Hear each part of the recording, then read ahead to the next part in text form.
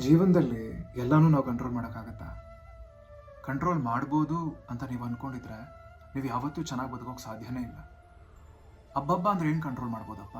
ನಾನು ಬೀಜ ನೆಡ್ಬೋದು, ನೀರು ಹಾಕ್ಬೋದು, ಆದರೆ ಮಳೆ ಎಷ್ಟು ಬರಬೇಕು, ಗಾಳಿ ಎಷ್ಟಿರಬೇಕು, ಸೂರ್ಯನ ಬೆಳಕು ಎಷ್ಟಿರಬೇಕು, ಇವೆಲ್ಲ ಕಂಟ್ರೋಲ್ ಮಾಡೋಕ್ಕಾಗತ್ತಾ? ಆಗಲ್ಲ. ಮರ ಚೆನ್ನಾಗಿ ಬೆಳೆಯುತ್ತಾ ಅಥವಾ ಸಾಯುತ್ತಾ? ಚೆನ್ನಾಗಿ ಬದುಕಿ ಬೆಳೆದ್ರೆ ಎಷ್ಟು ಹಣ್ಣು ಬಿಡುತ್ತೆ? ಹಣ್ಣು ಬಿಡೋದೇ ಇಲ್ವಾ? ಇದು ಯಾವುದನ್ನು ನಾನು ಕಂಟ್ರೋಲ್ ಮಾಡೋಕ್ಕಾಗೋದಿಲ್ಲ. ನನ್ನ ಕೈಲಿ ಕಂಟ್ರೋಲ್ ಮಾಡೋಕ್ಕಾಗೋದೇನು? ಬೀಜ ನೆಡೋದಷ್ಟೇ. ಇದನ್ನೇ ಶ್ರೀಕೃಷ್ಣ ಹೇಳಿರೋದು, ಕರ್ಮಣ್ಯವಾಧಿಕಾರಸ್ತೆ ಮಾ ಫಲೇಶು ಕದಾಚನ ಅಂತ. ಕರ್ಮ ನಾವು ಮಾಡಬೇಕು, ಫಲ ಅಫಲ ಅವನಿಗೆ ಬಿಟ್ಬಿಡ್ಬೇಕು ಅಂತ. ಯಾರೊಬ್ಬ ನನಗೆ ದೇಹವೆಲ್ಲ ನೋಯ್ತಾ ಇದೆ ಡಾಕ್ಟ್ರೇ ಅಂತ ಹೇಳಿ ಡಾಕ್ಟರ್ ಹತ್ರ ಹೋಗ್ತಾನಂತೆ.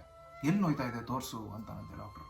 ಅವನು ಮುಟ್ಟಿ ಇಲ್ಲಿ ನೋಯ್ತಾ ಇದೆ, ಇಲ್ಲಿ ನೋಯ್ತಾ ಇದೆ, ಇಲ್ಲಿ ನೋಯ್ತಾ ಇದೆ ಅಂತ ದೇಹ ಎಲ್ಲ ಮುಟ್ಕೊಂಡು ತೋರಿಸ್ತಾನಂತೆ.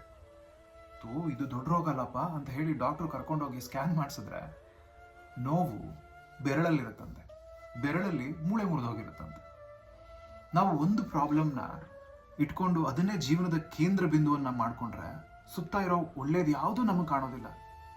ಹಾಗಿದ್ದಾಗ ಜೀವನ ಅನ್ನೋದು ಶುರು ಆಗೋದೇ ಇಲ್ಲ, ಶುರು ಆಗ್ತಾನೆ ಮುಗ್ದು ಹೋಗುತ್ತೆ.